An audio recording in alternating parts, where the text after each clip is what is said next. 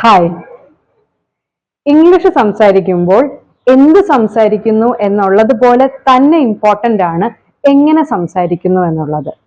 ഉദാഹരണത്തിന്, first scenario, I want you to buy me a bunch of red roses. Second scenario, I want you to buy me a bunch of red roses.